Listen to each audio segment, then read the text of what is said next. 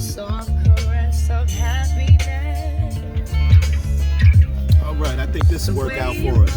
How you doing? How you doing? This is your boy Kofi-Thomas. I know I haven't done a video in a while, but I just want to sit back and reach out to my brothers and sisters in the universe. And when I say brothers and sisters, I mean brothers and sisters in regards to the spirit, okay?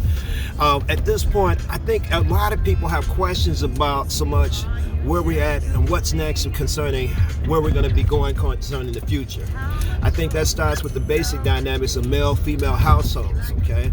It's definitely prevalent in regards to the single family household does not, and was never designed to work, period.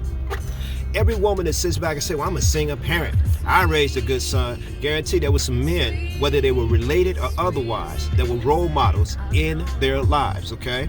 One of the things I talked about earlier in earlier videos was that women at the age of 13, you have to surround yourself, especially if you have a male child you're raising, put that child under the tutorship, mentorship of a black male role model. And then the next most important thing, this is the second factor, you have to endorse, because that child is going to continually want to cling to the breast, cling to, oh mama.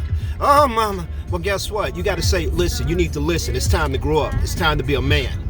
We have no room in our race, in America, in an environment which we're in for mama's boys, okay? Bottom line is every man has to alpha up, okay? The other thing that I'm looking at, which is very important right now, is regards to the situation with male and females. With men, we got to step back. Step back. It's about the quality of the woman. And not every woman is actually of a point that they should be even in your presence. Let me explain this to you. There are many women versus men in every race. Black race, white race, Spanish race, Chinese race, okay? The women outnumber the men. So the women are saying, well, we'll just go to a white man. Guess what? White women are not giving their man up. All right, they're not giving it up.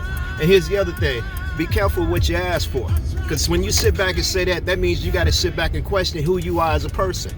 Because I can say this, with regards to a race of people that has not received reparations, a race of people that has been systematically held back. When I say systematically, look up the definition of red line and see what that means. Look up Abraham Lincoln's favorite speech about who should be the most superior race, okay? You understand that this system is a system by design. We have made it this far because of God, more importantly, but also because of the fact that we shall not succeed to any being more powerful than the Creator has created us. So let me explain this. As alphas, that means that as the men, we have to sit back and then in turn start to make more choices concerning who we allow in our presence in regards to women. Not every woman is on your level, and you need to make sure you check that. Because what I'm finding, a lot of brothers are in jail because of females that, one, do not even understand the definition of the word femininity. A lot of brothers are in jail because of females that don't know how to talk to a man. A lot of brothers in jail because of females that are scheming, scamming, putting men in situations really which are detrimental toward their health, whether it's so much the stress or the stressful environment. A woman should bring you peace, period. In the way she talks, in regards to how she conducts herself, her mannerism, she will bring you peace. One thing to be noted in regards to women, which is so true, is that there's a difference in the quality of women. Some women, they have a term now called belongs to the street. Yes, she does. Leave her where she at. Don't put her in your car. Let her keep moving. In regards to men, bottom line is simple. At this point, every man needs to be focused on two most important things that I always advocate. One, trying to get closer to the higher power, which is God. The second, which is so much finding out what your purpose is concerning your contribution concerning this universe, this society that we live in, and actually pursuing it. Real men don't pursue women. A good woman will put her way in the path of a man to make sure that he acknowledges, but more importantly, that she sits back and shows that she is worthy of so much his promise. We are kings and queens. We're not the pulpit. Another thing we got to do as men, and I really mean this, especially for not just as men, but really women, we got to start to speak out in regards to some of the injustice that we see concerning the relationships as well as the environments which our children are in. If you have a child, there was a saying back in the day which is saying, children stand a child's place. In regards to, there's adult business and there's child's business. Even in regards to conversation. If so much that child sits back and at this point of life is always around you and you got some negative feelings that you want to share, or you're going through some emotional drama, whether it be so much the bills or problems regards to the father, ask the child to leave alone. Respect the fact that this is still that child's father. He may not have been good to you concerning your actions as a man, but then again, who's to say what happened in that relationship? He may have viewed you as not a worthy candidate or so much an individual that he needs to invest in concerning being his woman.